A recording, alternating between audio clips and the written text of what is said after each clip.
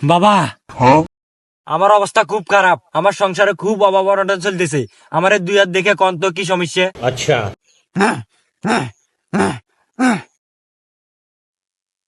হ্যাঁ, আমি বুঝতে পারছি তোর অনেক সমস্যা আছে। তোর সংসারে খুব অভাব অনটন চলতেছে। তোর বউ ফরকিয়ে লিপ্ত, আর তোর বউ ফেলান করছে তোর রাইখা অন্য বেড়ার সাথে ভাগ্যা যাইব। কিন্তু আমার কাছে একটা সমাধান আছে। বাবা, কি সমস্যা আমার একটু বলেন, যত টাকা লাগে আমি দিমু। ठीक है। এই যে সমাধান, এটার মধ্যে করিয়া তুই আমার জন্য ঝর্ণার পানি নিয়ে আসিয়া আমার পাও ধুইয়া দিবি। এতে করিয়া তোর সংসারে সব অভাব অনটন উঠতে যাইব। ঠিক আছে বাবা, আজকে যত কষ্টই হোক আমি জন্নার পানি আনমু। যা, বাবা এই নেন আপনার পানি। এই নে পাও, তাড়াতাড়ি ধুইয়া দে।